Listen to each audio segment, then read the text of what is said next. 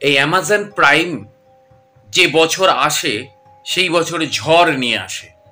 কারণ অ্যামাজন প্রাইমের সবচেয়ে বেশি ইন্টারেস্টিং যে ওয়েব সিরিজগুলো আছে তার মধ্যেও যদি র্যাঙ্কিং করা হয় তাহলে 1, 2, 3-তে অবশ্যই থাকবে Mirzapur panchayat the family man. অবশ্যই পঞ্চায়েতের ব্যাপারটা আলাদা ছিল, পঞ্চায়েতের প্রথম সেশন আলাদা ছিল, আলাদা রিলিজ হয়েছিল, কিন্তু সিজন 2, সিজন 3 দুটোই অ্যামাজন প্রাইমে।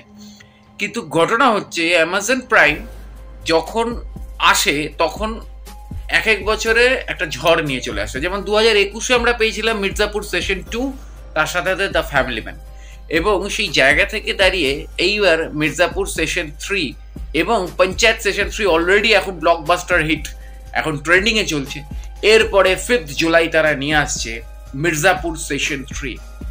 এই মির্জাপুর সেশন 3 ভারতবর্ষের মানুষ যে সিরিজগুলোর জন্য ওয়েট করে, বছরের পর বছর প্রতীক্ষা করে, সেই সিরিজগুলোর অন্যতম হচ্ছে কিন্তু মির্জাপুর।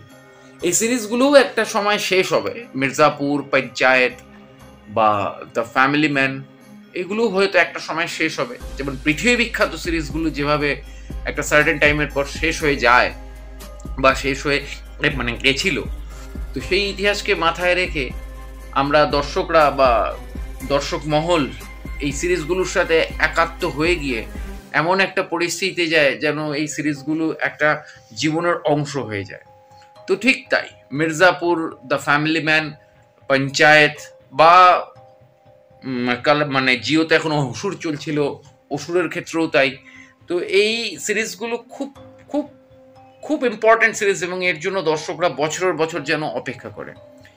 তো যাই হোক, মির্জাপুর সেশন 3 এর টিজার চলে এসছে এবং আমরা গত সেশনেই দেখেছিলাম যে কলিন ভাইয়ার বাবা অর্থাৎ কুলভূষণ খরবেন্দর যে চরিত্রটাতে অভিনয় করছিল, যিনি আর কি মানে বৃদ্ধ ডন, মানে বৃদ্ধ গ্যাংস্টার, বৃদ্ধ মাফিয়া, যে রিটায়ারমেন্ট নিয়ে তার ছেলেকে সেই কার্যভার দিয়ে দিয়েছিল। তো ত্রিপাঠীদের মধ্যে যিনি সিনিয়র আর কি কুলভূষণ খরবেন্দর, তাকে গত সেশনে মানে 2021-এর সিজন 2-তে আমরা দেখেছিলাম যে কলিন ভাইয়ার বডিগার্ডই তাকে মেরে দিয়েছিল, সরি ভুল বললাম, কলিন ভাইয়ার বডিগার্ড তাকে মারতে গেছিল, কিন্তু তাকে মেরেছিল তার ছেলের বউ, যার সাথে তার অবৈধ ফিজিক্যাল অ্যাফেয়ার ছিল। তো এক্স্যাক্টলি এই সেশন 3-তে কুলভূষণ খরবেন্দরের উপস্থিতি নেই, কিন্তু তার কমেন্ট্রি, তার গলা উপস্থিত হলো এই টিজারে। তিনি টিজারের ব্যাকগ্রাউন্ডে পুরো ভয়েসটা দিয়ে গেলেন এবং তার যে মানে তার চরিত্রের যেটা বেসিক পয়েন্ট ছিল যে তিনি সারাদিন অ্যানিম্যাল প্ল্যানেট টিভিতে চালিয়ে বসে থাকতেন এবং বাঘ সিংহের লড়াই দেখতেন এবং সেটাকে তিনি বেশ মজা করতেন, কারণ তিনি তো অ্যাকচুয়াল মাফিয়া তিনিই ছিলেন। তারপরে সেই মাফিয়া সাম্রাজ্য সে তার ছেলের হাতে দেয় এবং তারপরে কলিন ভাইয়া সেটা চেয়েছিল মুন্না ত্রিপাঠীর হাতে দিতে, কিন্তু আমরা সেশন 3-তে মুন্না ত্রিপাঠীকেও হারিয়ে ফেলি এবং সেশন 2-তে মুন্না ত্রিপাঠীকেও হারিয়ে ফেলি। তো মুন্না ত্রিপাঠী সেশন 3-তে নেই, এটাও একটা বিরাট বড় চ্যালেঞ্জ এক্সেল মিডিয়ার কাছে, অর্থাৎ ফারহান আক্তার, রিতেশ সিধওয়ানি এবং উল্টো দিকে ডিরেক্টর ডিউজের কাছেও এটা একটা বিরাট বড় চ্যালেঞ্জ যে মুন্না ত্রিপাঠী ছাড়া, অর্থাৎ দিব্যেন্দুর চরিত্র ছাড়া কি করে মির্জাপুরকে এস্টাবলিশ করবে। কারণ মুন্না ত্রিপাঠী এমন একটা চরিত্র ভারতবর্ষের দর্শক মহলে, যেখানে এই ভিলেনটাকে কোথাও ভারতীয় দর্শকরা ভালোবেসে ফেলেছে, মানে কোথাও যেন মুন্না ত্রিপাঠী একটা আলাদা আবেগ, মুন্না ত্রিপাঠী ছাড়া যেন মির্জাপুর চলে না। কিন্তু সেই মুন্না ত্রিপাঠী কিন্তু গত সেশনে চলে গেছে এবং মুন্না ত্রিপাঠীর চরিত্রকে কোনোভাবেই এই সেশনে ফেরানো সম্ভব নয়, সেটা মেকার্সরাও জানে, দর্শকরাও জানে। তাও দর্শকরা একটা সার্টেন টাইম অবধি এক্সপেক্ট করে রেখেছিল হয়তো মুন্নাকে কোনোভাবে ফেরানো যাবে, কিন্তু না, মুন্নাকে ফেরালে পুরো গল্পটাই পড়ে যাবে।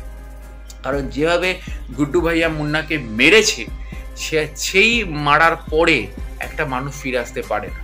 কিন্তু গত সেশনে আহত বাঘ অর্থাৎ পঙ্কজ ত্রিপাঠীর যে চরিত্র কলিন ভাইয়ার ক্যারেক্টারটা, সেই ক্যারেক্টারটাকে আমরা দেখেছিলাম যে তার ভাইপো রেস্কিউ করে নিয়ে বেরিয়ে গেছিল। তো সেইখানে ছবি, মানে সেইখানে গত সেশন এন্ড হয়। যদিও আমার কাছে এখনো অবধি গত সেশন অর্থাৎ মির্জাপুরের সেশন 2 এর থেকেও মির্জাপুর সেশন 1 এর এন্ডিংটা ছিল সবচেয়ে সাসপেন্স। মানে কোথাও যেন আমি তোড়পে ছিলাম। মানে আমি নিজের অভিজ্ঞতা মানে বলছি। আপনি যারা দেখেননি তাদেরকে জাস্ট একটা কল্পনা দিচ্ছি যে একটা বিয়ে বাড়িতে ফায়ারিং হচ্ছে এবং ফায়ারিং এর মধ্যে একজন 2 হাতে ফায়ার করে যাচ্ছে এবং যাকে খুঁজছে সে মানে বিয়ে বাড়ির যে অভ্যাগত অতিথিরা আছে তারা পালাচ্ছে, সেই ভিড়ের মধ্যে যাকে খুঁজছে সেই ফায়ার করার লোক সেই ভিড়ের মধ্যে লুকিয়ে সে বেরিয়ে যাচ্ছে, ব্যাস ওইখানে সিজন শেষ। এবং ভেতরে তার ভাইকে তার স্ত্রীকে মেরে ফেলা হচ্ছে। তো সেই জায়গা থেকে দাঁড়িয়ে মির্জাপুর 1 এর ক্লাইম্যাক্স আর মির্জাপুর 2 এর ক্লাইম্যাক্স যথেষ্ট প্রেডিক্টেবল ছিল এবং মির্জাপুর 3 কি হতে পারে সেটার একটা প্রেডিকশন মির্জাপুর 2 তে ছেড়ে দিয়েছিল, কারণ গুড্ডু এবার মূল মির্জাপুরের দায়িত্ব অর্থাৎ পূর্বাঞ্চলের দায়িত্বে চলে এসছে। তো সেই জায়গা থেকে দাঁড়িয়ে 5th জুলাই, এখনো ট্রেলার কিন্তু আসেনি, জাস্ট টিজার এসছে একটা, জাস্ট টিজারেই কিন্তু এখনো অবধি নাম্বার 2 ট্রেন্ডিং চলছে। তো ট্রেলার আসবে খুব শিগগিরই এই মাসেই, এরপরে কিন্তু 5th জুলাই মূল রিলিজ। তো অবশ্যই অ্যামাজন প্রাইম কিন্তু সেই ভোকাল নিয়ে আসছে এবার।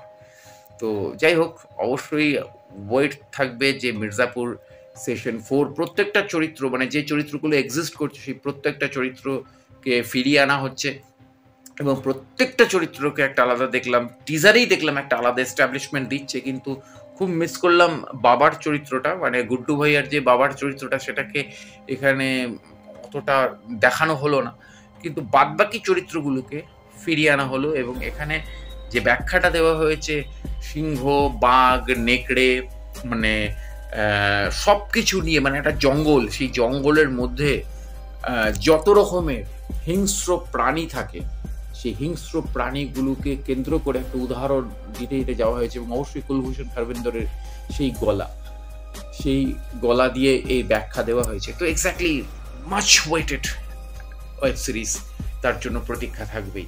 তো অবশ্যই আমার চ্যানেলটিও সাবস্ক্রাইব করে জুড়ে থাকুন। দেখা হচ্ছে পরের ভিডিওতে আরও নানা রকমের অ্যানালাইসিস নিয়ে। নমস্কার।